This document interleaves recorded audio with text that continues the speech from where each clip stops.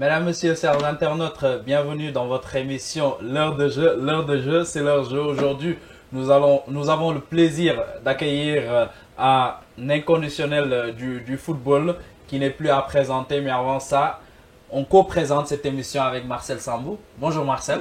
Bonjour Pape Ousmane.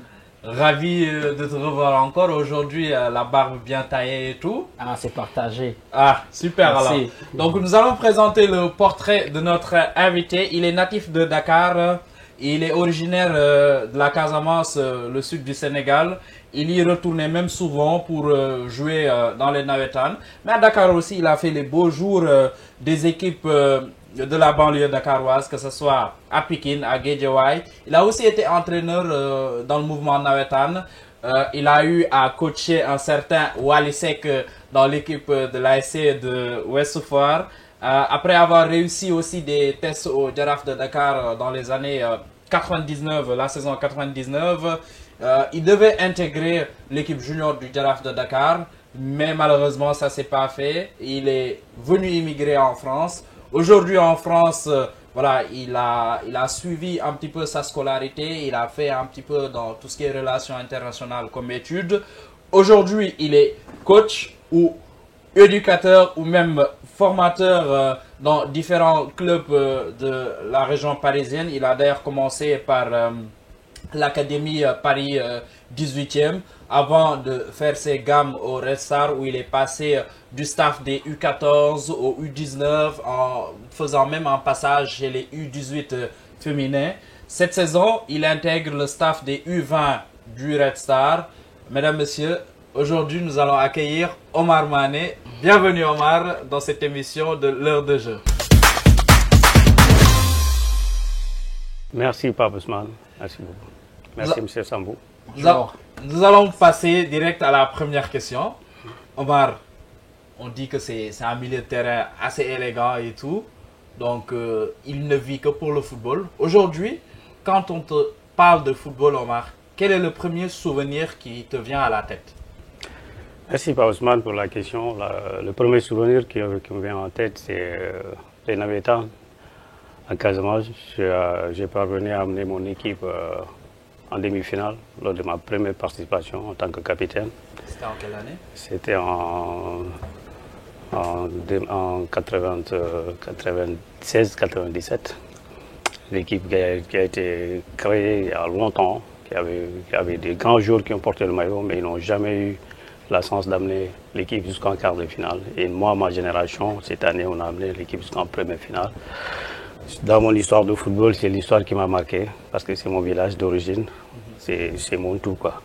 Ça a une haute valeur symbolique pour le fils de la Casamance que tu es. Exact. Et on peut dire, après ce passage-là, il y a aussi un retour à Dakar et tout, où je le disais tout à l'heure quand je faisais la présentation de ton portrait, tu as failli signer au Jaraaf de Dakar, mais finalement, ça ne s'est pas fait. Exactement. J'ai fait 2 jours d'entraînement dans l'équipe Espoir. Ça n'a pas été fait parce que j'ai un petit souci au niveau de mon genou gauche. Oui. Après, je suis allé faire des traitements traditionnels et modernes, mais ça a insisté. Après, finalement, j'ai laissé tomber pour aller immigrer en France. Donc, voilà. Mais sinon, le talent était là parce que, comme je vous ai dit, le football, c'est comme dans d'autres domaines, hein. Tu sais ou tu ne sais pas. Et quand tu joues pendant 5 minutes, 6 minutes, les gens qui savent, ils savent que voilà, tu as du potentiel. C'est comme faire du vélo. Hein. Quand tu sais déjà faire du vélo, à chaque fois que tu remontes sur la selle, les réflexes viennent. Voilà. Exactement. Donc, exactement. Donc Omar, tu as fait le choix de venir immigrer en France. Forcément, voilà, il y avait des opportunités aussi pour continuer le football, mais pourquoi tu n'as pas continué à jouer véritablement pour espérer? C'était à cause de cette blessure ou bien c'était quoi exactement? Effectivement, c'est à cause de cette blessure. Vous savez, le climat d'ici, vous le savez tous, il fait très, très froid à partir de fin octobre, novembre. Ah oui. Il fait très froid. Comme le problème du genou, c'est à l'intérieur, ça fait très mal quand il fait très froid. Quand je vais au terrain, je ne le sens pas. Je peux m'entraîner pendant 2 heures. Mais la soirée, c'est infernal, je ne peux pas dormir. j'ai des douleurs, donc j'ai fait des analyses avec des spécialistes à l'hôpital Bichat, dans d'autres établissements de santé, des spécialistes. Ils n'ont pas détecté, mais j'avais du mal, donc je ne pourrais plus jouer. Et avec l'âge avance, et quand on arrive en tant qu'immigré, c'est difficile. C'est comme si on reprend notre vie à zéro, les étapes à franchir, les obstacles à dépasser. Finalement, là, j'ai passé, mais la passion reste. Oui. D'où je me suis balancé pour aller me former, pour devenir éducateur. Donc, c'est ce que je fais jusqu'à aujourd'hui, avec passion et avec détermination. Ah, faut y mettre ce brin de détermination. Exactement. Omar, mais tu as eu un passage aussi où tu as eu une proposition, je pense, pour intégrer, faire une formation et après intégrer l'OGC Nice. Pourquoi ça ne s'est pas fait? Oui, ça aussi, parce que c'est un problème de temps et de moyens, j'allais dire, parce que le président... non, ça faisait partie de ma priorité, mais à l'époque, le président m'avait proposé déjà d'avoir le BFM d'entraîneur de foot. C'était en quelle année? C'était en 2013-2014, et pour aller à Nice. Mais vu les conditions, c'était un peu difficile. Donc, ce qu'il me proposait aussi, parce que vous savez, pour intégrer un club professionnel ici en France, il faut un certain diplôme, minimum le BFM, pour pouvoir aller exercer ses talents, avoir un contrat professionnel. Ce n'était pas mon cas, je n'avais pas le BFM et il m'avait invité 2 fois à Nice. Voilà, on s'est entretenu pendant 2 fois, presque 3 heures. Je lui ai parlé du football, ma vision du football, et ce que je peux apporter aux jeunes. Et voilà. Mais finalement, ça n'a pas pu se réaliser. Après, je revenais en région parisienne. Voilà. Et surtout que aller à Nice, je pense, c'était mieux que de revenir dans la jungle parisienne. Hein. C'est bon, après, c'est presque le même climat que chez moi en Casamance. J'ai beaucoup aimé le temps. Oui, mais voilà, je suis toujours en contact avec ces dirigeants. De temps en temps, on échange. Moi, maintenant, il faut que je me focalise à avoir mon BFM d'entraîneur de foot qui va me permettre d'aller plus haut. Comme je t'ai dit il y a quelques semaines, j'apprends tous les jours, comme on apprend. Si on voulait évoluer et aller plus haut, il faut apprendre. Il faut avoir la modestie d'apprendre. Mais comme dans la vie, il faut avoir la chance, ce coup de main qui va vous mettre quelque part pour faire quelque chose. Qui va te projeter un petit peu. Au bon moment, au bon endroit. Non, je voulais rebondir par rapport à Nice, ce qu'il disait par rapport au climat. Et je voulais rebondir par rapport à ce qu'il disait sur sa blessure. Les blessures qu'il a découvertes avec le froid. C'est un problème que beaucoup de jeunes rencontrent. Peut-être on aura l'occasion d'en parler soit aujourd'hui ou une autre fois. Mais il faut donner l'exemple de Sadio Mané. Quand il est venu quand il est arrivé en hiver, on voit tous les petits pépins qu'on avait gardés au Sénégal ou en Afrique.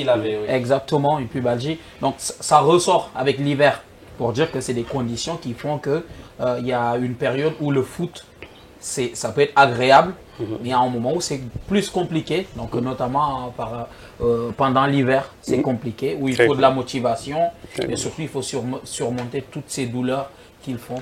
Peut-être qu'à Nice, si tu étais arrivé directement à Nice, ça aurait été quelque chose d'autre. Ah ouais, ça aurait changé. Ça aurait pu changer quelque chose. C'est vrai, le climat, c'est adaptable là-bas à Nice qu'en région parisienne, c'est pas la même chose, mais...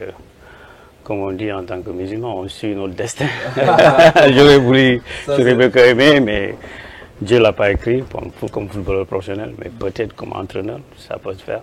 En tout cas, je me bats tous les jours, à côté de mes collègues qui sont aujourd'hui, je suis avec Vincent Dougati, qui est ancien professionnel, qui a joué au Restar, qui est au niveau professionnel, qui est dans une structure professionnelle et qui travaille professionnellement. Donc, c'est pourquoi j'ai beaucoup aimé de travailler à ses côtés pour apprendre. Parce que voilà, pour avoir certaines choses, il faut être à côté de certaines personnes et au bon moment. Donc, voilà. Mais Omar, à part la blessure là, dont tu faisais allusion tout à l'heure, ta blessure au genou, les gens disaient tout le temps que tu étais véritablement un talent, que ce soit au niveau de la construction du jeu, de faire des passes et tout. Et d'ailleurs, on t'a surnommé Roberto Baggio, c'est ça? Ouais. Grand joueur. Roberto Baggio, et tu avais aussi une appétence un petit peu pour le football italien.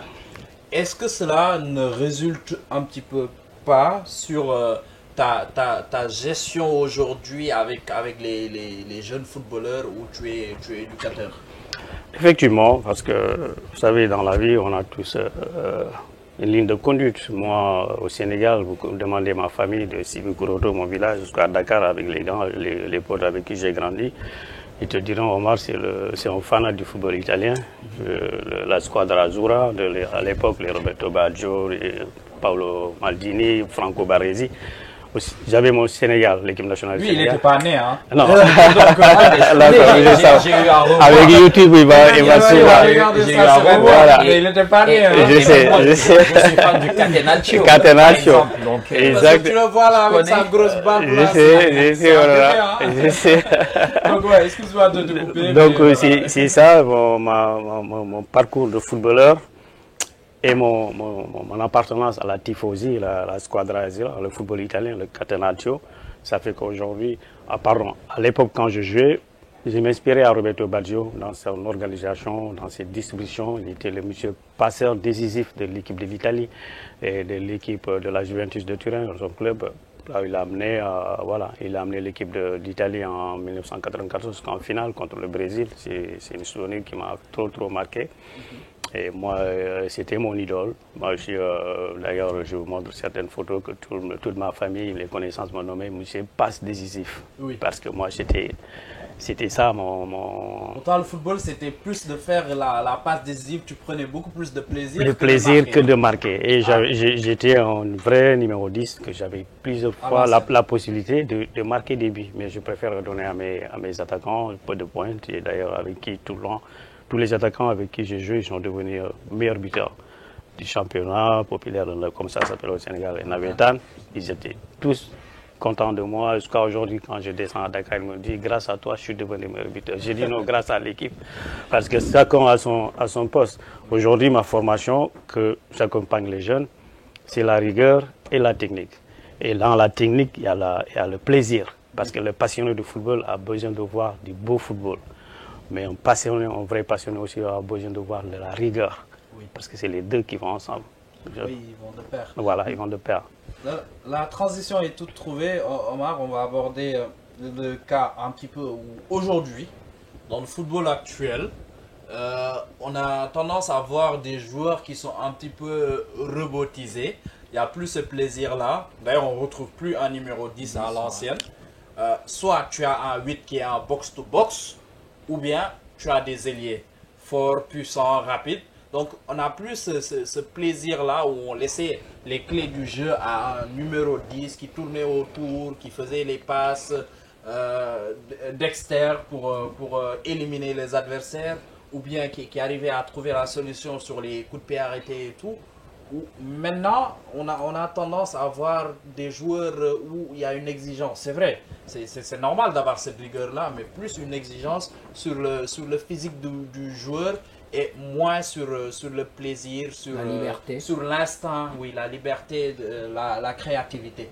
Comment tu analyses un petit peu ce football-là d'aujourd'hui, et est-ce que dans ton rôle de formateur, tu as des solutions pour éviter que les jeunes aussi tombent dans ça?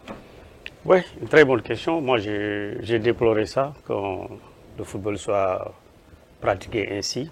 Après, d'après ma petite analyse, j'ai compris que voilà, tout est fixé, tout est basé sur le résultat. Il faut gagner les matchs pour rester à son poste de coach ou bien de formateur dans un club professionnel ou bien même dans un club amateur. Donc, d'où on ne donne pas trop d'importance au jeu, la formation des jeunes. Chaque jeune a son talent, a son potentiel. Le coach doit être capable de savoir les 11 garçons qu'il a pour les mettre ensemble. Et comment, et où, et quand. Tout ça, c'est des paramètres, c'est le travail du coach. Mais la passion du football, le vrai football, le football vraiment animé, à mon époque, jusqu'à Jusqu'en tout dernièrement aussi, par exemple, comme j'ai tout le temps parlé de la Coupe du Monde de 2010, 2006, 2010, que c'était un niveau très très élevé. Oui. Et parce qu'on avait des joueurs comme Zidane, on avait des joueurs comme d'autres, Snyder, l'Hollandais et d'autres. Iniesta et tout ça. Oui. Mais aujourd'hui, si on est basé sur le physique seulement, ça, je parlerai ça de la France, plus particulièrement. Si tu parles en Espagne, tu vois qu'ils sont basés sur la technicité. Oui. Les joueurs moyens, physiquement de taille, physiquement, mais qui monopolisent bien le ballon. Ils sont intelligents. Oui. Tout dernièrement, quand j'étais au parc, on a vu la finale contre France et l'Espagne. Oui. La finale des JO. Les JO, exactement. On a vu la différence. Ils ont porté le ballon, ils ont mené le ballon, ils ont mené le jeu, ils ont mené au score, largement. La formation, moi, je dis aux jeunes, prenez du plaisir, à savoir que je vais bien contrôler, bien dribbler, bien faire une passe, bien frapper et me déplacer. Le sportif qui est dehors, il sera content. Le recruteur qui vient, il sera convaincu que tu as quelque chose.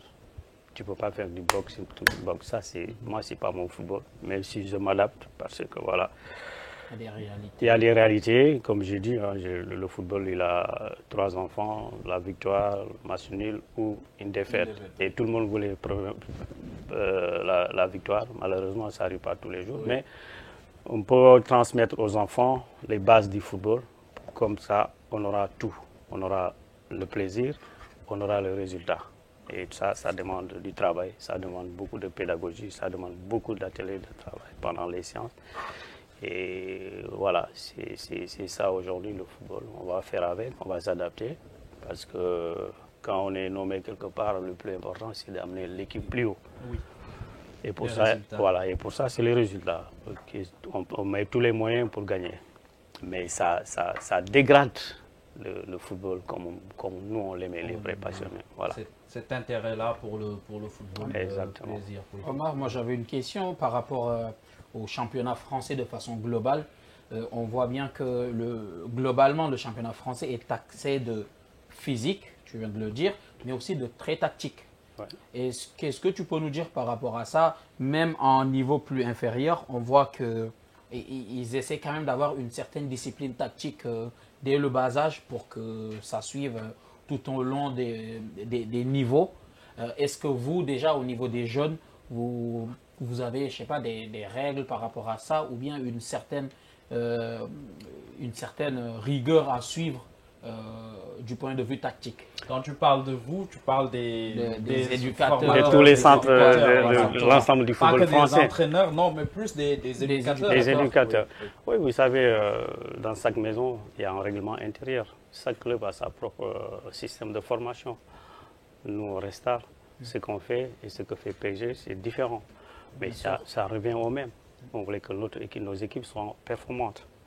Et pour ça, le football français est basé sur le physique. Vous voyez toujours dans les axes centraux qu'on met des costauds, qui sont grands de taille, même si techniquement ils sont moins.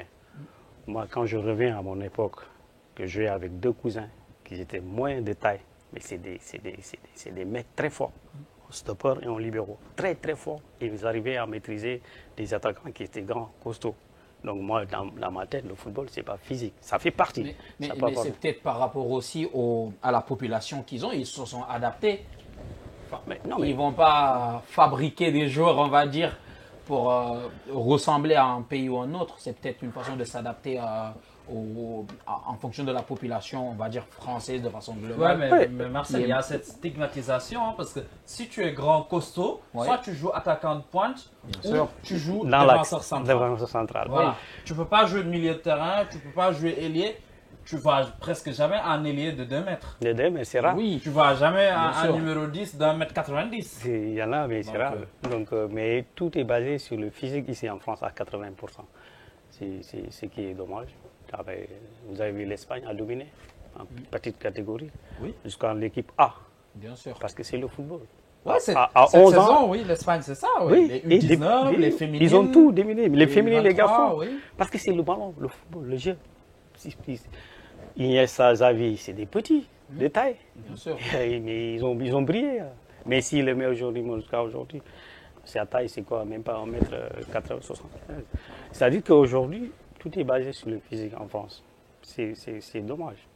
Mais il y a des très bons jeunes qui ont le talent, qui sont formés partout dans les 4 coins de la France. Maintenant, chaque club s'adapte par rapport à ses envies, par rapport à sa réalité, sa vision du football. Il y a toute une structure, le directeur sportif qui a... politique. Voilà, qui dit il faut faire comme ça, nous on fait comme ça.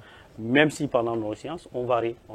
Si on connaît les gamins, on sait ce qu'ils ont comme potentiel, on sait ce qu'on peut les apporter.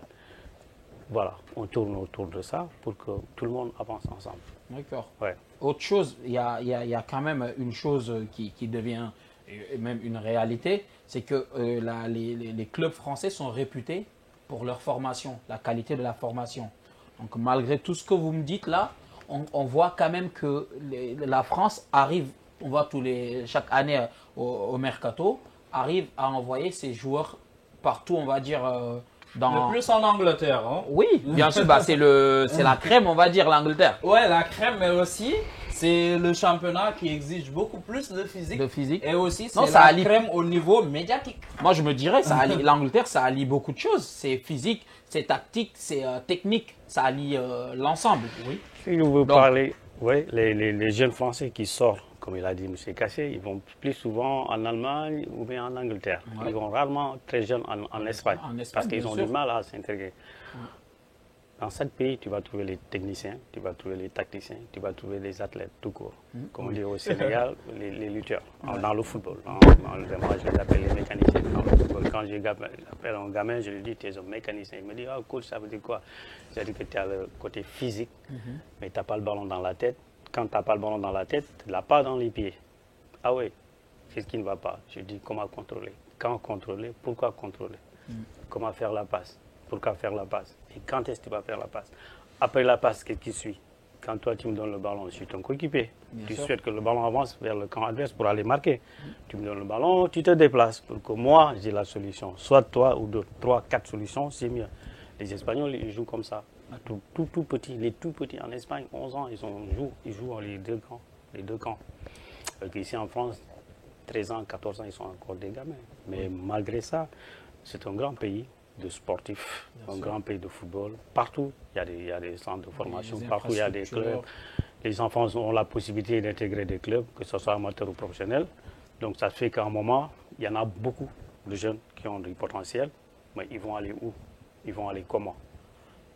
Ils vont tourner en France, dans leur club de formation, ou bien ils vont changer de club. Quand l'opportunité se présente, ils vont prendre le premier vol, parce que tout le monde fait quelque chose pour avoir son intérêt. Bien sûr. Ton intérêt, c'est le foot business aujourd'hui. Voilà, mais sinon, en formation, tout le monde sait qui sont les meilleurs. Tu vas parler de l'Hollande, tu vas parler de l'Espagne. L'Allemagne, ils ne sont pas derrière. Ils ne sont pas derrière. Les Anglais aussi, ça vit pas mal. Je trouve quand même un peu dur parce que rien qu'en Ile-de-France, on trouve le plus grand vivier de football au monde. La quantité et la qualité, est-ce que c'est pareil? Si les chiffres le démontrent, c'est parce qu'ils finissent la plupart du temps en centre de formation et que la plupart du temps, ils finissent soit dans les clubs en France déjà, mais aussi à l'étranger. On voit maintenant les jeunes, ils partent de plus en plus jeunes.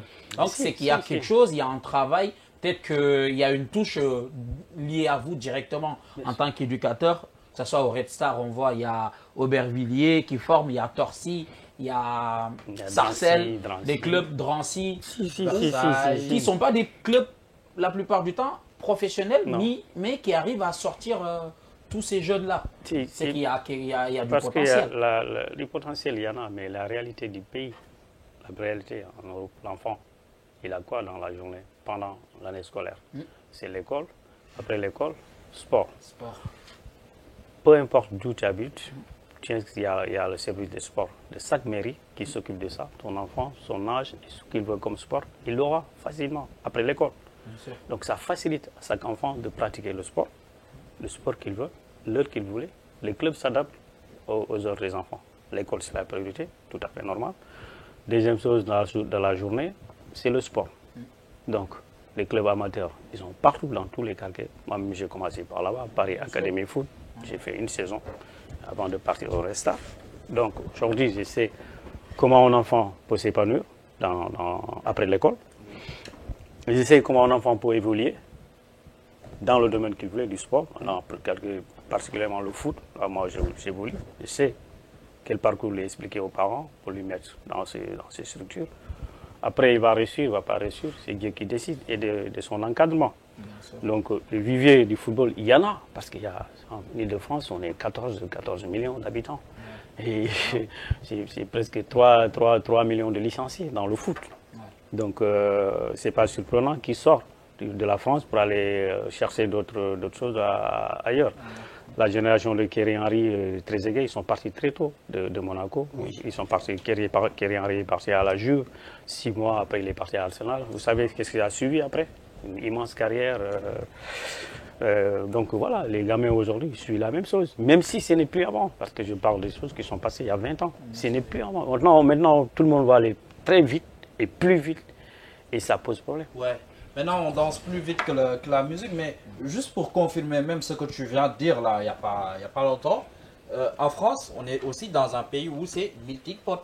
Il y a beaucoup de cultures qui s'embrassent et tout. Il y a aussi beaucoup d'origines, entre guillemets. Donc, c'est ce mélange-là qui permet d'avoir, de pouvoir sortir même tout type de footballeurs, que ce soit au niveau du physique, mais aussi de l'intelligence tactique ou de la touche, du don et tout. Exact. Donc voilà, tout ça là, ça permet quand même à la formation française d'avoir un catalogue quand même assez riche de footballeurs. Exactement. Bon, on va quand même passer un petit peu au football sénégalais aussi, hein, parce que on vient de faire l'analyse un petit peu du football français. Maintenant, on va analyser un petit peu le football sénégalais. En 2023, 2022-2023, c'est une saison où, franchement, le football sénégalais est un peu monté, entre guillemets, dans un piédestal, où on a eu des victoires, que ce soit la CAN remportée chez les U17, les U20, le CHAN chez les locaux, les filles qui, après 12 ans d'absence, sont revenues à la CAN. Elles ont fait quart de finale, elles ont même failli faire la Coupe du Monde éliminée en barrage par Haïti. Les seniors qui remportent aussi la Coupe d'Afrique senior pour une première fois. Il y avait aussi le beach soccer qui nous a valu quand même beaucoup de satisfaction. Mais toutes ces victoires-là, on a l'impression que aujourd'hui, on recule un petit peu. Parce que après l'échec à la CAN en début d'année 2024, on a l'impression qu'on a des joueurs quand même moins talentueux. Et il y a des échéances qui viennent au niveau des petites catégories. Et forcément, on est attendu parce qu'on est tenant du titre. Mais il y a un truc qui coince un petit peu. On voit plus ce talent-là. Comment tu analyses le football sénégalais actuellement? Il est à son apogée ou voilà? Oui, le football sénégalais, vous savez, c'est à plusieurs niveaux. Bon, la petite catégorie nous a fait tellement de satisfaction ces dernières années. Les U17, les U20, je crois, ils ont gagné les titres. C'est vraiment à magnifier parce que dans le passé, on ne parlait même pas de se qualifier déjà, surtout après d'aller en titre. Moi, je félicite les coachs en place, que souvent j'ai au téléphone, on discute souvent, mais vous savez, on a rattrapé un retard de plus de 60 ans quand la génération passée n'avait même pas de structure. Aujourd'hui, à Dakar et aux alentours de Mbour, il y a des infrastructures, des structures comme Djambar et Génération Foot. Et les centres techniques aussi de Guéréo. De Guéréo, il y en a plein, il y en a beaucoup. À chaque fois que je parle de football avec les Sénégalais, ils m'ont dit il y a un centre ici. Un centre, c'est très très bien. Ça fait qu'on a rattrapé un retard, mais il ne suffit pas de monter pour dormir. Quand on monte, il faut travailler pour encore rester longtemps. Exactement. Et c'est possible aujourd'hui, vu le potentiel qu'on a, les centres qu'on a. Les garçons au Sénégal, ils parlent que de foot, ils filent que de foot. Ceux qui cherchent, même les filles aussi, ils cherchent une structuration professionnelle qui va les aider à se développer, à avancer dans leur métier. Les gens qui pensent qu'il faut arriver au point D pour dormir, ils n'ont pas compris. L'arrivée, c'est au point Z. C'est là l'arrivée. Si tu arrives là-bas, tu as dit, bon, le Sénégal, on a gagné 3 CAN en U17 successifs, on a gagné 3 CHAN, on a gagné 3 Coupes d'Afrique féminines. On peut dire, voilà. Là, ça, on peut dire quelque chose. On peut dire quelque chose, mais dans le football africain, le Sénégal fait partie toujours des grands pays. Et chaque CAN, le Sénégal fait partie des favoris, même avant la génération de Sadio Mané, ça on le sait. Ouais. Mais qu'est-ce qui nous empêchait d'aller plus haut? C'est manque d'ambition. Ouais, les Sénégalais, c'est culture de la gagne. Facilement, les Sénégalais, on a fait ça. Non, il faut chercher l'excellence. Dans tout ce qu'on fait, il faut chercher. Et puis, il faut cultiver ça, c'est les jeunes. Aujourd'hui, c'est pas, moi je dis, c'est pas inadmissible de voir le Sénégal ne pas jouer une demi-finale de la Coupe du Monde. La Coupe du Monde de 2018 et de 2022. Moi, personnellement, je dis le Sénégal au minimum. J'ai dit à tous mes collègues et à tous mes amis. Jusqu'à aujourd'hui, ils me disent, ouais, pour la première fois, tu es tombé très très bas.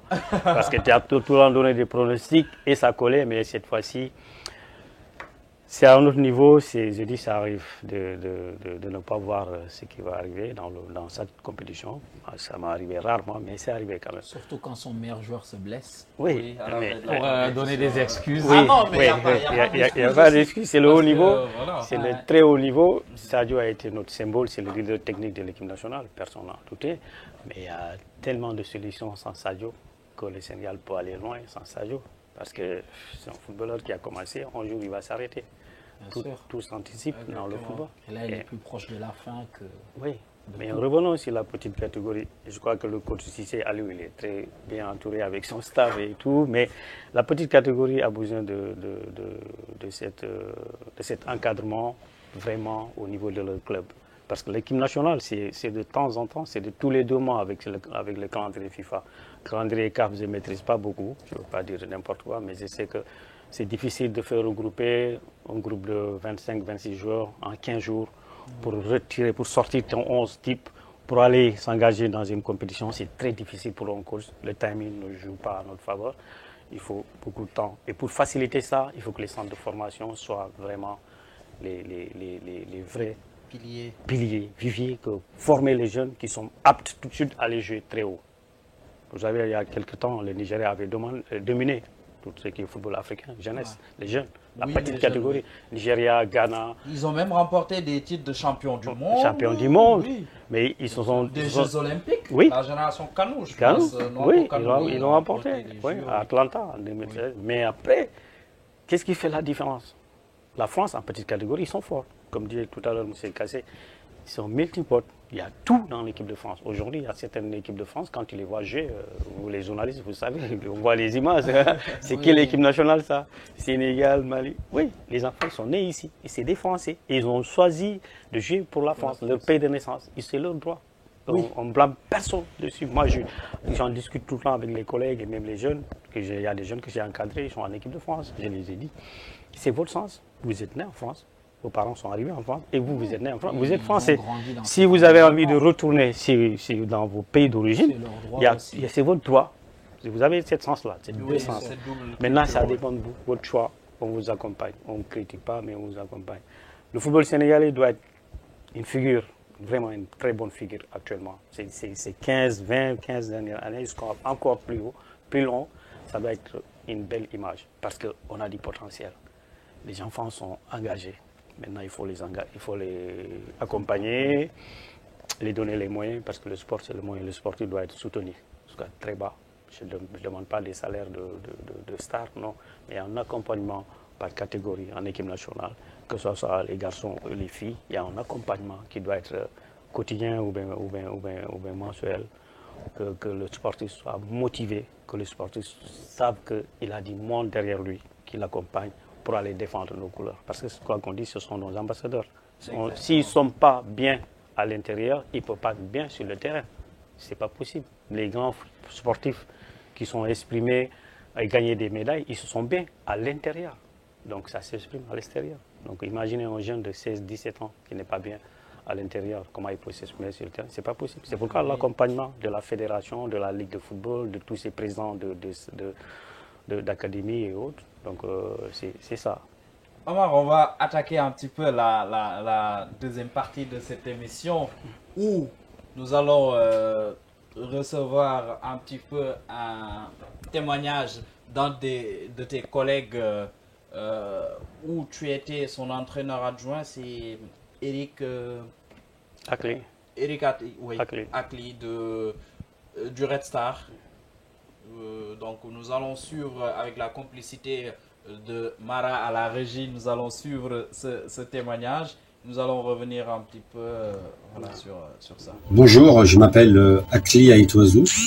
J'ai été éducateur football au sein du club du Red Star pendant 5 ans, de 2018 à 2019. C'est là-bas que j'ai pu rencontrer Omar Mané. On a collaboré pendant ces nombreuses années. Donc Omar est un homme qui a de nombreuses qualités humaines, l'honnêteté, la rigueur, la ponctualité, l'exigence, sa vision du football et sa grande expérience ont fait énormément progresser le groupe et également moi. Sa méthode repose sur, dans un premier temps, l'observation du groupe, voir les points faibles et les points forts pour pouvoir après commencer un travail de fond. Je pense qu'il a toutes les qualités nécessaires pour faire un excellent coach. Il sait s'adapter à un staff technique. Son travail au sein de l'équipe, que ce soit féminin ou masculin, est très intéressant car il est dur, il peut se montrer dur parfois. C'est sa volonté d'excellence et d'exigence. Il a un discours de vérité, c'est ce qui fait progresser, à mon avis, individuellement chaque joueur. Donc j'espère pouvoir retravailler avec Omar Mané très bientôt. Et je pense que une équipe qui a ce coach dans son effectif peut s'attendre à des résultats très positifs. Et en tout cas, je lui souhaite le meilleur. Et ça a été une belle expérience pour moi, que ce soit humaine ou sportive. Et donc voilà, je voulais faire ce petit témoignage pour vous dire que j'ai été très content d'avoir connu Omar. Et je lui souhaite le meilleur. Merci à Eric pour ce témoignage sur Omar. C'est une belle transition. Ça va nous permettre de parler un petit peu de l'homme que tu es. Omar, déjà, en tant que, je dirais, Sénégalais sudiste, qui a grandi un petit peu à Dakar, à Boy Dakar, entre guillemets, tu viens en France, normalement pour émigrer, mais tu te retrouves encore dans ton milieu, le football. On va dire que le football, il t'a jamais quitté. Mais est-ce que c'était pas une volonté aussi de dire que j'ai pas réussi dans le foot au Sénégal, mais même si je suis en France et que j'ai des exigences, je vais quand même essayer de réussir dans ce domaine-là? Effectivement, c'est ça mon objectif, parce que étant un passionné du football et avec un talent à l'époque, je me suis dit que voilà, j'ai pas réussi à être footballeur professionnel, mais je suis dans un pays où je peux me former et devenir entraîneur. Même si c'est très difficile quand on n'a pas été footballeur professionnel. En France, les portes sont presque fermées. Mais avec la volonté, nous sommes Sénégalais de la région du Sud, comme tous les autres Sénégalais, on a toujours la volonté, on a la croyance. C'est pas facile en tant qu'immigré de passer des diplômes, déjà de rester dans un club professionnel. Il y a des exigences, présence aux séances tous les jours, les matchs pendant les week-ends. Tout ça, c'est la volonté. C'est avec la volonté que tu peux le faire. Mais si tu connais ce que tu veux, tu peux aller chercher cette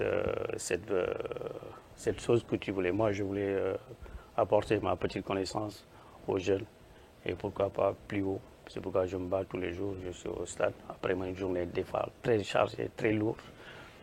J'arrive chez moi. C'est ça que j'allais dire. Et je descends. Une fois que je suis sur un terrain de foot, pour moi, c'est comme si je suis dans une mosquée. C'est l'endroit où je me sens le mieux quand je suis dans une mosquée. Épanoui, soulagé. Quelle que soit ma fatigue de la journée, quand j'arrive au stade, sur la pelouse, c'est une autre personne. J'ai la motivation, il pleut, il neige. Hier, machin, c'était sous la pluie. Je ne sentais pas. Déjà, le sud du Sénégal, tout le monde sait que c'est une zone pluvieuse. Quand je joue au football, j'aimais pas quand il pleuvait parce que je ne veux pas jouer sous la pluie. Je ne veux pas jouer quand il faisait très chaud. Moi, je suis un climat un peu mixé, je peux m'exprimer, voilà. Mais ici... Tu es obligé de faire avec. À partir d'octobre, fin octobre, le climat est très, très difficile, très difficile. Mais moi, c'est ma motivation qui me pousse pour aller apprendre ce métier et passer des modules de formation et chercher des portes pour monter. Je ne le cache pas, on est en famille, on est entre Sénégalais. C'est mon rêve de coacher un jour. Je ne sais pas où, quand, mais c'est mon rêve. Parce que je sais que je suis capable. Je sais que je suis capable d'animer une séance. Je sais que je suis capable de faire un briefing avant, pendant et après un match. Je sais que je suis capable de perfectionner un jour, quel que soit le poste qu'il joue. Je suis capable de faire la cohésion, de créer une cohésion dans une équipe, créer un système de jeu. Le management, tout court, ça ne demande pas un bac plus 5 ou quoi, mais ça demande le domaine où tu es et tu aimes. Moi, je l'aime, je l'ai pratiqué, donc je suis capable d'encadrer quelqu'un. Voilà. On reste dans ce sillage-là de l'homme Omar Mané. Forcément, il y a eu un travail à côté, parce qu'en tant qu'émigré, on ne peut pas se consacrer qu'au football, tout en sachant qu'il n'y a pas des salaires et tout. C'est plus du bénévolat quand on est dans le monde de la formation. Exactement. Là, il y a des journées de travail où tu es du matin jusqu'au soir au travail. Le soir aussi, tu vas à l'entraînement. Les week-ends, tu n'as pas cette possibilité aussi, surtout, il y a aussi une vie de famille à côté. Il y a les exigences et tout pour la famille aussi laissée au pays. Comment tu arrives véritablement à pouvoir jongler entre ces deux mondes-là, que ce soit le monde du travail et le monde du football amateur où c'est plus du bénévolat? Oui, comme j'ai dit toujours, c'est la passion qui remporte dans tout ça. Et la volonté qu'on est dans un pays où, comme ils disent tout le temps, ça compte pour soi, Dieu pour tous. Tu ne peux pas compter sur personne. C'est sûr. Donc tu vas te battre pour gagner dignement ta vie et faire ton devoir dans la famille et même en dehors de la famille. Et quand derrière ou devant tu as cette passion, tu as cette vision que moi c'est mon domaine, tu es motivé, tu t'organises. Il m'arrive des journées, je me réveille à 5h30, je vais au travail, j'ai fini, je viens chez moi, je rentre, j'attrape une heure de prière, l'autre prière ça sera au stade dans les vestiaires. Je reviens chez moi à 23h. Oui. Ouais. Et j'arrive à 23h, j'ai des heures de prière à rattraper, un coup de fil au Sénégal, vite fait, la famille, des messages, la famille, des messages.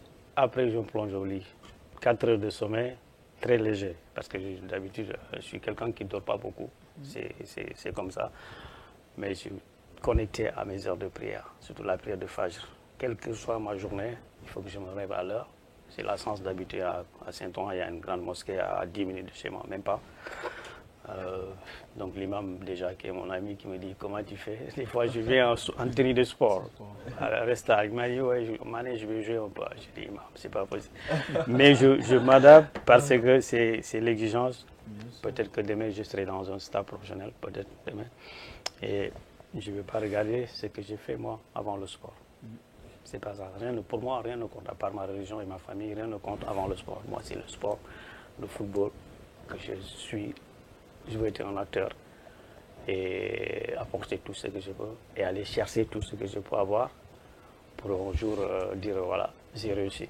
Mais Omar, est-ce qu'il y a des ambitions pour aussi rendre un petit peu la pièce au football sénégalais? Il y a des ambitions pour aller, je sais pas moi, entraîner ou même intégrer la direction technique nationale du football sénégalais, ou même mettre en place une académie au Sénégal et tout. Est-ce qu'il y a cette ambition-là, cette volonté-là de rendre véritablement l'appareil au football sénégalais? Bien sûr, on vient du Sénégal. Quel que soit notre endroit où oui, aujourd'hui, tout ce qu'on a dans la tête, 24 sur 24, tout ce qu'on fait, c'est de ramener un jour au Sénégal. Moi, aujourd'hui, je serais le coach le plus diplômé, le plus titré en Europe. Si un jour je ne sers pas au Sénégal, c'est un échec pour moi. Avant le monde, avant l'Europe, le monde entier, c'est le Sénégal d'abord. Si aujourd'hui j'ai les diplômes et j'ai la chance d'être contacté par un club ou bien la fédération ou bien les autorités du Sénégal, je plierai mes bagages pour partir, pour aller au Sénégal, mon pays, là où je peux m'exprimer de matin au soir sans parler au mot français. Je ne suis pas raciste. Ça me dérange pas, mais je me dis, je m'exprime en Wolof, je m'exprime en Mandingue, je m'exprime en Djola, je m'exprime en Peul, les langues de chez moi. On a une langue, on a cette richesse que c'est le pays africain qui parle, qu'on a une seule langue nationale. Et quand je parle avec des autres frères africains, ils me disent, mais vous avez la chance, les Sénégalais, vous vous retrouvez tout de suite, vous vous familiarisez tout de suite, parce qu'il y a le Wolof. Oui. Donc moi aujourd'hui, peut-être si vous êtes en région parisienne avec la langue Wolof, les enfants vont comprendre beaucoup de choses plus vite qu'en français. Je ne suis pas complexé du tout quand je suis en face des enfants français. Quand je parle, je dis, ouais, moi je suis né au Sénégal. Et mon français, ce n'est pas votre français. Oui. Mais je parle football.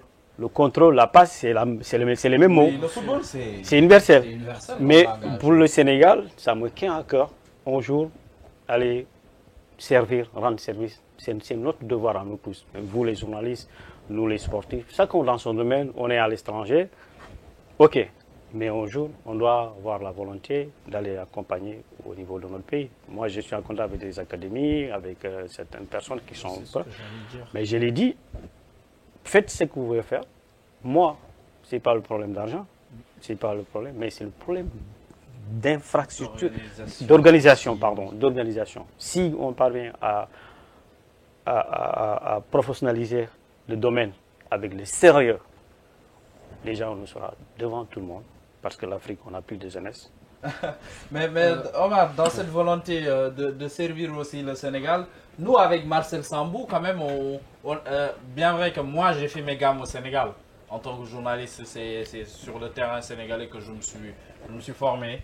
D'ailleurs, c'est un moment de faire un clin d'œil à mes formateurs comme Adama Kandé de la DSTV, Khalisek de la RTS, ainsi que toute la rédaction du quotidien LAS où j'ai fait mes gammes véritablement. Ou même d'autres à la radio comme Malal Junior avec qui j'ai fait mon premier stage au niveau de son site internet. Marcel aussi, on était ensemble au Sénégal. Tu as plus exercé ici. Bien sûr. Donc, mais dans cette optique de rendre au Sénégal ce qu'il nous a donné, on a créé un concept, un média 360. On l'appelle Match 360. C'est un média qui suit le sport en 360 degrés. Le sport sénégalais à 100%. Donc, on a la possibilité, on suit le sport sous tous ses angles, comme on dit. Hein, voilà. On a la possibilité de suivre le football. Là, récemment, on a fait un travail quand même colossal pendant les JO. Là, on est, voilà. Sénégalais. On a aussi pas mal suivi le mercato sénégalais avec des exclusivités.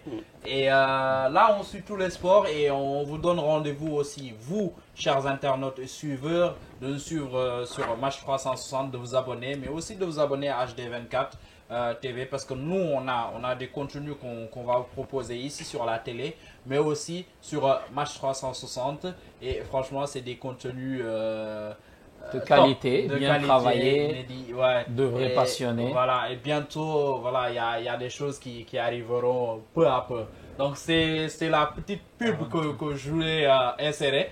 J'espère que Mara, la pub est gratuite à l'homme derrière la baie vitrée. Lui aussi qui ménage véritablement aucun effort pour cadrer cette émission-là, pour bien nous aider à mener cette émission-là qui est véritablement un talk, on peut dire. Exactement. Voilà, c'est un podcast d'échange, voilà, de discussion avec les acteurs du sport. C'est pour ça on dit que l'heure de jeu, c'est aussi leur jeu.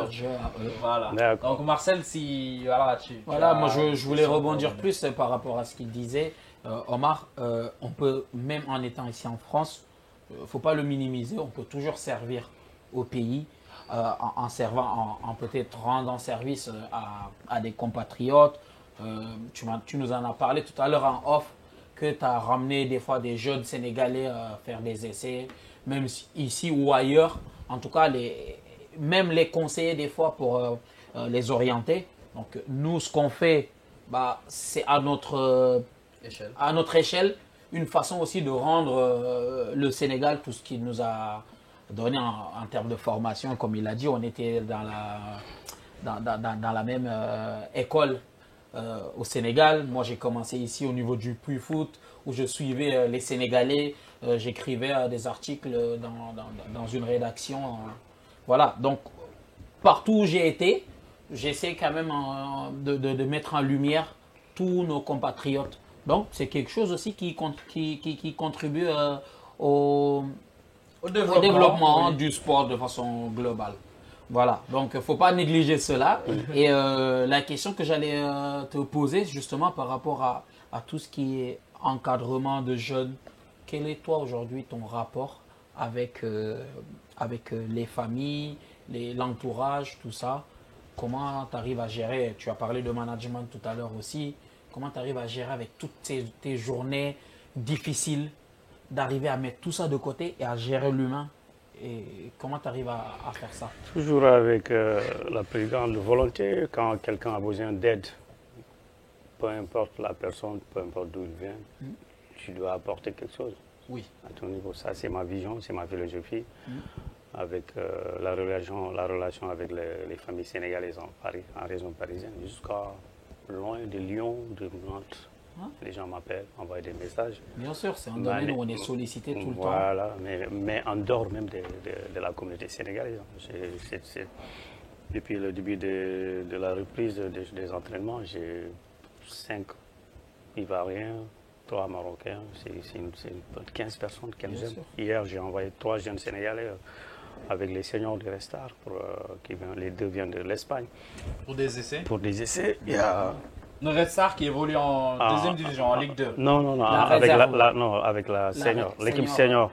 Parce qu'il y a l'équipe senior, il y a la réserve, après il y a l'équipe pro. Ah d'accord, qui évolue en régional. Ouais, ils sont en D1 cette année. Ah, en district. Ouais, ils sont en D1 cette année, ils sont montés, ils sont entraînés par coach Bertrand, qui est un ancien pro aussi, qui a joué au Restar, il était capitaine.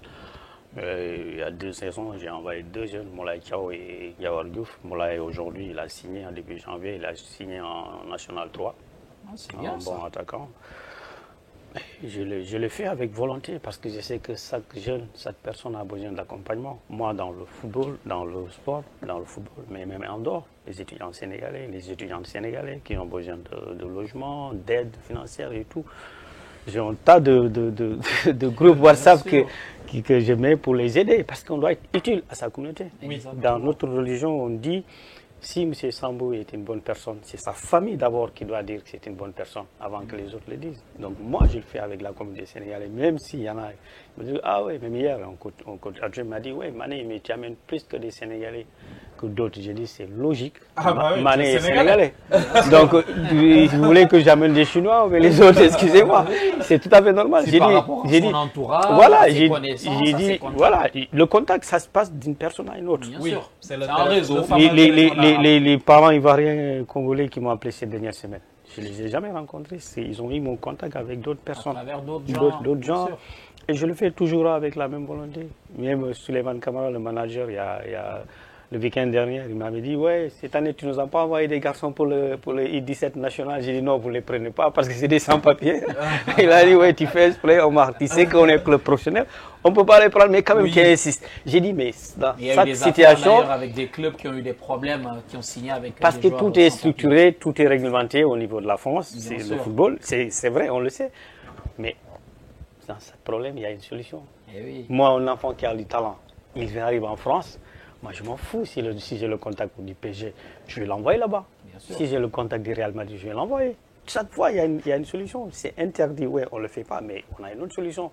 Moi, les gamins qui arrivent, ils ont les talents, je les envoie au Restar, premièrement. La plupart, c'est des mineurs isolés, donc il y a une phase de régularisation. Voilà. Donc, moi, je gère... On va pas rentrer dans les détails, non, on va pas rentrer dans le... Il y a une solution à tout. La vie de famille, la vie professionnelle et la vie de passionné.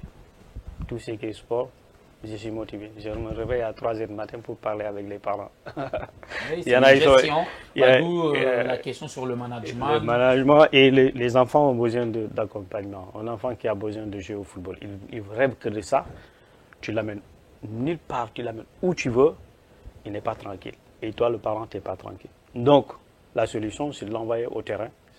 Et les collègues, ils vont le valider, ils ne vont pas le valider. Si on est bon, ils vont valider. S'il n'est pas bon, ils ne vont pas le valider. Mais moi, je me réveille, première chose, je regarde les messages. Tac, les voix les plus urgents, je les traite.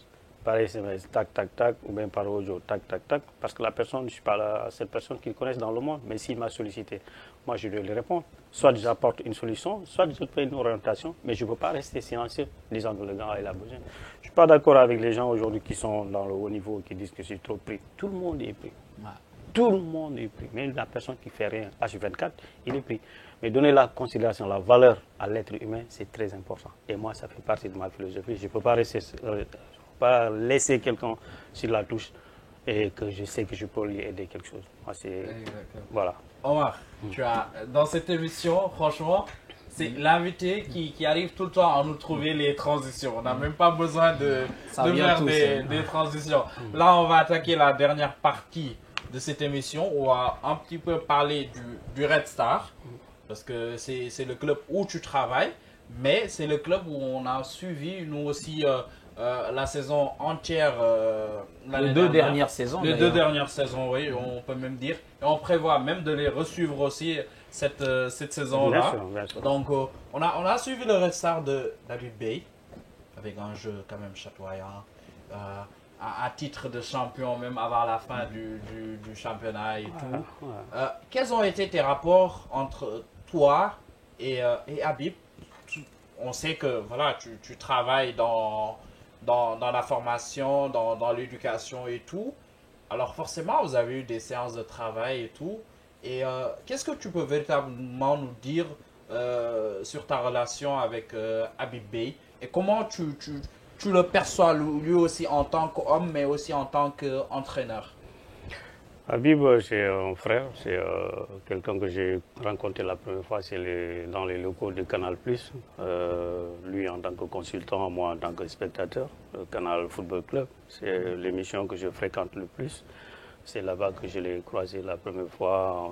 Quelqu'un nous a présenté, après depuis lors, on est devenus deux frères. Quand il est arrivé au Red Star, 3 jours après, il y avait le séminaire d'entrée du club, comme dans un club professionnel. On s'est vu, il m'a dit, ah, Mané, t'es là? J'ai dit, ouais, je suis là. Ah ouais. On a échangé, on a discuté. Et il est arrivé en tant qu'adjoint. Après quelques mois, il est devenu entraîneur principal.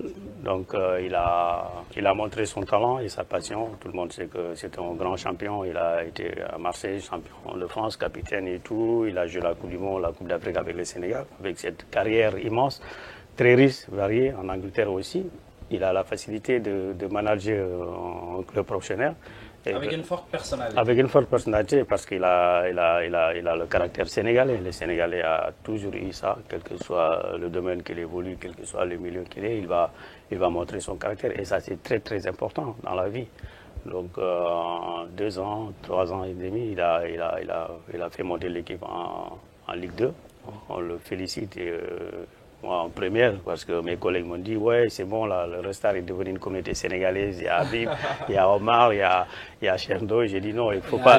Voilà, j'ai dit, ne me mettez pas dans la même place que ces gens. Ils sont à l'équipe première, c'est les professionnels. Moi, je suis amateur, je suis tout en bas. Il me dit, oui, c'est le Sénégal toujours. J'ai dit, ça c'est vrai. Mais Habib, c'est quelqu'un de très, très, très courtois, très professionnel, très aimable avec les Sénégalais. À chaque fois qu'on se croise, on se salue avec la plus grande respect et avec de l'amour, quoi. Après, on échange, je lui donne mes petites idées, lui qui est professionnel, moi qui est amateur, je lui donne mes petites idées de ma vision du football, du club qu'il dirige, parce que s'il est à la tête de l'équipe, c'est nous tous, c'est tout le Sénégal derrière. La preuve, vous avez suivi, vous avez été faire des émissions avec le cœur, parce que voilà, peut-être sera un autre coach là-bas, vous n'aurez pas à faire 2 fois des va-et-vient. Donc le Sénégalais a toujours gardé cette solidarité qui est très importante. Habib, aujourd'hui, il a fait son job, il a amené l'équipe en Ligue 2, il est parti pour ses raisons professionnelles ou personnelles, mais il n'est plus là. Mais le temps qu'il était là, j'ai beaucoup apprécié, j'ai échangé avec lui. Et je suis très content qu'il a fait monter l'équipe en Ligue 2 et je le souhaite qu'il aille encore plus loin dans sa carrière d'entraîneur parce que je l'ai toujours dit, ouais, consultant et coach, c'est très différent. Ouais, consultant, tu as convaincu toute la France et son football. Maintenant, il faut faire tes preuves sur le terrain. Et surtout qu'il était attendu. Faut le voir. Nous, on est sur les réseaux sociaux. On voit ce qui se dit, ce qui se fait. Et il était attendu de partout. Aujourd'hui, c'est difficile. Et il a fait le job. Exactement. Aujourd'hui, c'est très difficile parce que les réseaux sociaux sont là. Personne n'a droit à l'erreur. Oui. Mais moi, la critique est facile. La critique est facile. Mais moi, les gens qui ne sont pas dans le domaine, vous les journalistes, vous êtes dans le domaine du football. Parce que vous le vivez, vous le suivez. H24, c'est différent de quelqu'un qui est dans son coin là-bas, il est devant la télé que les samedis soirs pour critiquer. Il ne maîtrise pas l'environnement. Ces gens-là, quand ils parlent, ils parlent. Sauf que malheureusement, la plupart du temps, c'est les plus nombreux, ceux qui font le plus de bruit. Ils font du bruit, mais ça n'atteint pas la personne qui est dans le milieu. Heureusement. Après, tu décompresses tout ça, tu fais ton job. Habib, il a fait quelque chose de très très bon. Le Restar, moi, quand je suis arrivé ma première saison, 2016-2017, le Restar était monté. Je suis arrivé, le Restar est monté en Ligue 2. Ils sont redescendus la saison d'après. Après moi, aujourd'hui, au fond de mon cœur, je l'ai souhaité qu'Habib soit à la tête de cette équipe qu'il a fait monter et aller encore apprendre. Parce que le métier d'entraîneur, ça s'apprend tous les jours. Les Guardiola, de temps en temps, il est en stage. Il allait voir son père en Argentine, il allait voir les grands. Même si tout ne se voit pas à la télé, mais pourtant, c'est l'un des meilleurs entraîneurs. Le meilleur même, je voulais dire. C'est le meilleur, Pep, tout le monde le sait. Mais il apprend. Aujourd'hui, Habib, il est jeune. Il a de l'expérience en tant qu'ancien joueur. Mais en tant que coach, il est débutant. Et c'est mon idée. Hein. Il sera resté au Restar, apprendre la Ligue 1. La Ligue 2, pardon, la Ligue 2 française. Et après, aller plus haut. Parce que c'est ça qu'on souhaite tous les jours, hein, aller plus haut. Mais il faut y aller crescendo. Voilà. Exactement. Étape par étape. Voilà. En tout cas, c'est peut-être le moment aussi de le remercier parce que nous, on l'a suivi avec le Red Star et il nous a quand même facilité l'accès des fois au bord du terrain et tout. Et d'ailleurs, même, on est allé faire une interview là-bas. On a eu Serigne Saliou Dia, une interview que vous pouvez regarder sur Match 360. On l'a fait dans les locaux, des U20. Voilà, sélectionneur des U20 de l'équipe des U20 du Sénégal. Et on a fait cette interview dans les locaux du Red Star, le centre d'entraînement à Marville. Et c'est Habib qui nous a accueillis, il nous a facilité la chose, même s'il nous a dit, bon, après les gars, vous partez parce que vous n'allez pas assister à ma séance d'entraînement. Veille de match. Voilà, veille de match et tout. C'est le protocole. C'est un peu difficile, c'est le tout protocole, ça, mais quand même, il nous a facilité ça. Avec le service de com, bien sûr. Le service de com, oui. Avec, le service com, oui. Paul Ducasso. Paul Ducasso, oui. Comme je vous ai dit, c'est un garçon, c'est un monsieur très aimable, très ouvert envers la communauté sénégalaise. Il sait d'où il vient. Oui. Donc c'est normal qu'il vous accueille comme en famille normale. Après, il y a un timing, il y a le temps de travail. Le protocole oblige que voilà, il soit dans sa zone avec son équipe. Oui. Mais l'essentiel, il doit bien accueillir même d'autres Sénégalais qui viendront. Il le fera. Il est super ouvert. Il a l'esprit sénégalais. Il ne va pas changer. Exactement. Et ça, c'est important. Ça sera même demain, il devient l'entraîneur de Barcelone ou bien du Real. Il va recevoir la communauté sénégalaise parce que ça fait notre fierté de voir un fils qui est à la tête d'une grande équipe, d'un grand club historique. Le Restar, c'est un club historique. Exactement. En France, c'est un club de plus de 130 ans qui a gagné des trophées en France. Je ne sais pas si vous avez eu l'occasion de visiter le musée des trophées. Il y a tout là-bas. Le Restar, c'était un grand club mythique. Aujourd'hui, Habibé, en fils du Sénégal, à la tête de ce club, champion de la Nationale 1. Avec une saison historique. C'est une fierté immense. J'ai vu l'équipe jouer, j'ai vu quelques séances aussi. Il y a des jeunes qui ont du talent.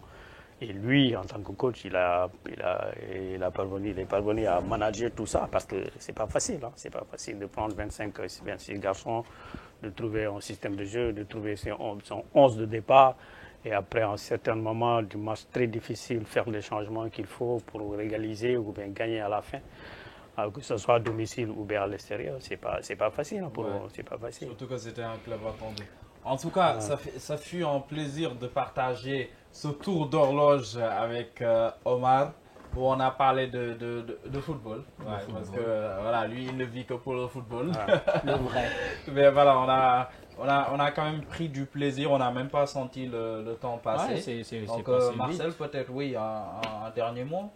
Moi déjà par rapport au Red Star, c'est un club, comme on dit, familial. Nous on l'a vu par rapport à tous les témoignages qu'on a dit, par rapport aux accès, aux hommes qu'il y a. C'est un club très structuré, mais qui reste familial et qui a de belles valeurs, qui partage de belles valeurs du football, comme moi j'aime bien ce football-là. Donc c'est un club qu'on a suivi et qu'on va continuer à suivre. Donc merci en tout cas pour cet échange, c'était fluide, c'était cool. Bon, donc j'ai en profité aussi pour faire ma petite pub parce que je me suis fait coiffer par Sab a choisi le roi, donc merci à lui. J'avais promis la dédicace. Voilà, big up à toi. Et Marcel, faut nous ramener chez lui aussi. Parce que c'est pas parce qu'on fait la boule à Z qu'on n'a pas besoin de passer chez le coiffeur. Il sait faire. Il sait faire. Donc, non, mais... En tout cas, merci beaucoup et merci à Omar. Un dernier mot. En vous remerciant parce que c'est pas évident, c'est que il y a tellement de personnalités, il y a tellement de domaines, il y a tellement de monde que vous pouvez rencontrer. Mais quand je vous ai rencontré, M. Kassé, pendant les jours, à la conférence de la délégation sénégalaise à Saint-Denis, tu m'avais dit il faut qu'on fasse quelque chose. J'ai dit ok, dès que le temps le permet. Et là, en moins de 2 mois, c'est réalisé. Malgré le temps, malgré que je suis arrivé, il y avait du monde, vous avez des musiciens à accompagner et d'autres choses. C'est très bien, je vous souhaite un grand succès pour votre maison et tous vos projets que vous dévoilez ou vous gardez en secret. C'est Dieu qui connaît tout. Je vous souhaite un grand succès, que ces médias deviennent vraiment très puissants et internationaux, que demain on sera à un autre niveau et vous rencontrez encore, parler de sport et d'autres fils du Sénégal, les filles qui sont dans d'autres domaines. Il faut aller les chercher, il faut les accompagner parce que dans certaines choses, en certains moments, on a besoin de visibilité. Et la première visibilité, c'est vous les médias. Donc vous êtes suivis, vous êtes écoutés. Et ça peut ouvrir les portes. Mais au fond du corps, je vous souhaite, vous êtes des jeunes frères très très cool et très positifs. Malgré que vous vivez en région parisienne, rien n'a changé. La sénégalité, la religion, le respect. L'amour, c'est le plus important. Oui. Donc moi, je suis quelqu'un de simple qui vit sur ça tout le temps, peu importe où je vis. Toujours savoir d'où l'on vient et respecter ça. D'où l'importance et l'ouverture que vous m'avez accordée. Je ne suis rien dans le football, je ne suis pas connu, je ne suis pas dans le monde professionnel, mais vous m'avez dit, allez viens, on partage l'antenne avec toi. J'ai vu votre vidéo que vous m'avez envoyée, il y avait un rédacteur en chef qui était assis là. Ouais. J'ai écouté, je l'ai revisionné. Massourloum, oui. Massourloum, je l'ai regardé ce matin à 6h du matin avant que je sorte chez moi après le travail. Et j'ai regardé le coach Dia et le coach Moussa Sissé. J'étais à 2 doigts de se rencontrer parce qu'avant son arrivée, on a échangé. Dès qu'il arrive, on va faire le voyage à Tonon et à Lyon, mais malheureusement, il y avait un changement, donc voilà, je suis rentré dans les Il avait fait une tournée récemment en France. Exactement, on en a parlé, il m'a recontacté la veille de son départ, malheureusement, moi j'avais un match de championnat, mais c'est comme ça, restez ouvert, restez positif, restez sur le bon chemin, accompagner les compatriotes, et un jour, Inch'Allah, ça paiera. En tout cas, merci beaucoup pour ces mots d'encouragement. En vous remerciant, vous aussi, chers internautes qui nous suivent au niveau sur la chaîne YouTube de HD24, que vous allez peut-être bientôt retrouver dans le bouquet. En tout cas, merci à Mara, qui est l'homme derrière la baie vitrée, l'homme de l'ombre qui gère tout, comme j'ai l'habitude de le dire. Merci véritablement pour ça. Et nous, on vous donne rendez-vous très prochainement pour d'autres invités. Et comme on dit, l'heure de jeu, c'est leur jeu. Donc, on n'a pas de distinguo. Voilà, tout acteur du sport est le bienvenu ici. Donc, merci et à très bientôt. Au revoir.